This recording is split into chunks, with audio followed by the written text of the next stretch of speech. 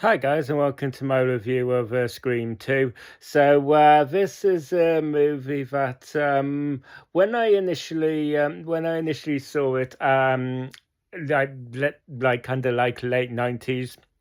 So not too long after I'd seen the first Scream. Obviously absolutely loved that first movie. This movie just has a different aesthetic, a different feel to it. The large part of it is because we movie action and now from to a university, which in hindsight I is a decision I really like. I like the fact that that this movie essentially does a lot of the stuff that you would want a good sequel to do, in the sense that it kind of stays really true to a lot of the tropes, a lot of the things that people really loved about the first one, but just kind of like delivering it in a different kind of like a package in a way that kind of like just makes it feel kind of a bit still a bit more fresher and a bit more newer. And That's essentially kind of like what we get here as like I said, we essentially movie action to a university where Sydney and Randy are now studying. They're basically their trauma from the first movie is kind of like reopened after basically they hear about these ghost face killings that have started again. This was all kind of like triggered with our opening segment at a cinema where basically they are doing a showing of Stab, which is basically essentially the film version of the events of the first one. So it is so this is a sequel that kind of like introduced the Stab movie. So it kind of like introduced that sort of film within the film kind of layering. And we had Yeah, so it had basically just added that other kind of like little layer to the meta commentary and everything that Scream is notorious for. Initially, I when I initially saw this back in the 90s, I know I'm kind of like on an island for this because I know there's a lot of love for this opening segment. But when I initially saw it, I wasn't really too keen on kind of like how it was executed. I always felt it was kind of like a little bit of a stretch. I mean, over the time, I've kind of like learned to accept it more. Maybe accept it isn't the right word, but I have kind of warmed to it as time's gone on. It is an opening segment that very much that plays into some of the commentary and the themes that this second one is going for. So basically, this following the opening segment, we basically have this sequence where the students are sat around talking in their film class. They're basically talking about sequels, but they're also talking about how they're basically using this event of these murders that happened at the cinema as a kind of a segue to debate about whether you can blame real life violence on entertainment. So I'm assuming everybody here is has already watched Scream 2, but if you haven't watched Scream 2, this is just kind of like your little disclaimer now. I'm about to get into some spoiler stuff, so if you haven't seen Scream 2, then go away and watch it and come back to this review. But yeah, basically, and the assumption that this movie is over like 25 years old now, so it's sort of like I'm nearly 30 years now actually.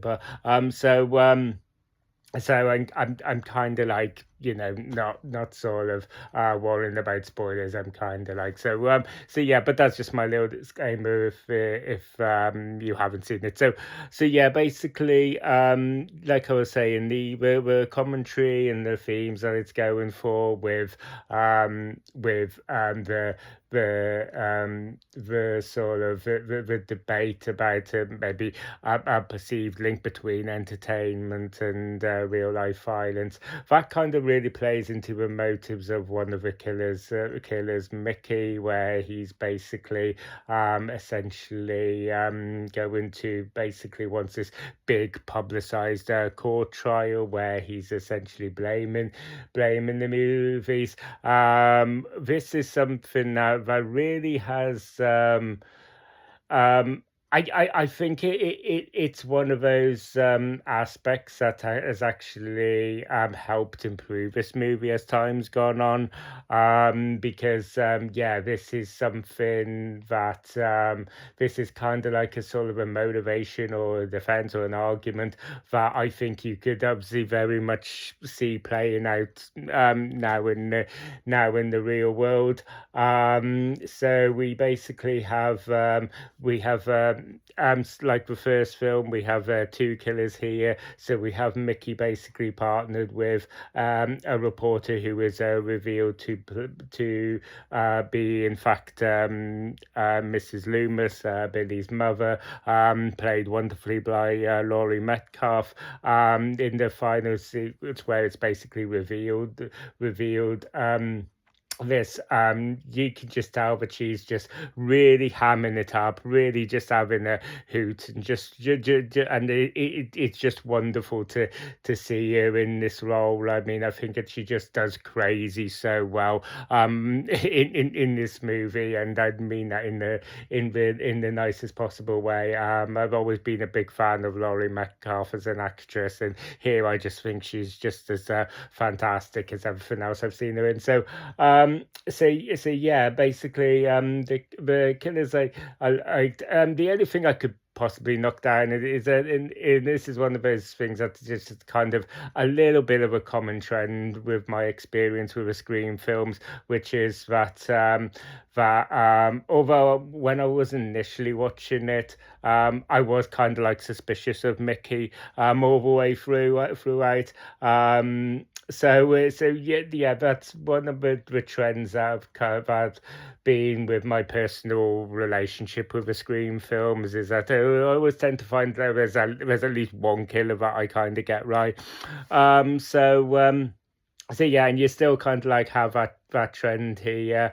I think that this movie has actually one of the best sequences of the franchise has done, which is basically a really well executed suspenseful scene where Sydney and her friend, her roommate Hallie, is basically trapped in the back of a police car with Ghostface unconscious in the driver's seat, and they can't and they can't get out. So basically, because they're wedged up against the wall, and so they have to like crawl over, try to escape by crawling over Ghostface in the driver's seat and out through the window. And just the way that it's executed is just so well done. It's so fantastic. So I do have to give the one thing that I do have to give this film a thumbs down for is that it does what I would say is a cardinal sin of making the decision to kill Randy off. I don't know any, but we have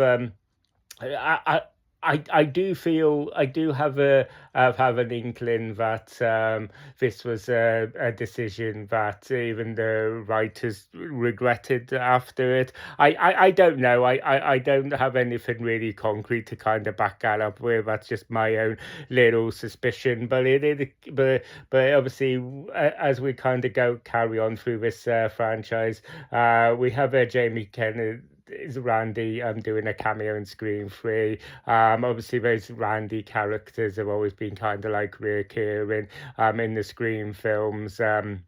Obviously in the in Scream in Scream 4, we have Kirby, and then in the recalls we have Mindy. So it always feels like it's franchise ever since the decision to kill Randy off in this in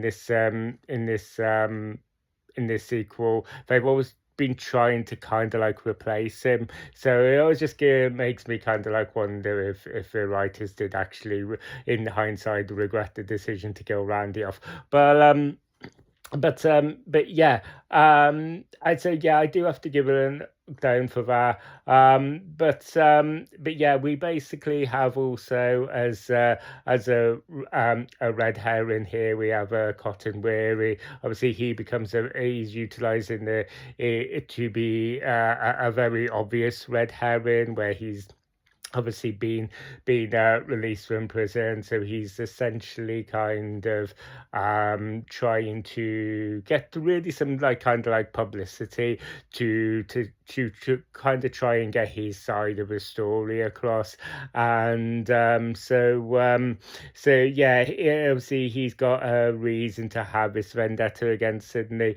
So it's good that we just kind of like have a lot more to kind of like do with Cotton here.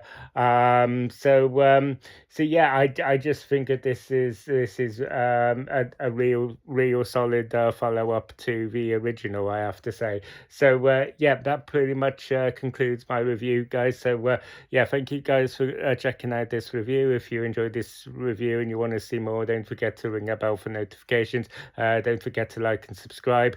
Please feel free to let me know down in the comment section about what your own thoughts of Scream 2 were. As I've said before, I have been reviewing all of the Scream films and revisiting all of them, and then I'll be basically doing a ranking, including the latest installment, Scream 7. I will rank all 7 films from the worst to the best, so stay tuned for that. So yeah, thank you guys for taking the time to watch this video, and until next time, I will see you guys on the next video. You guys take care.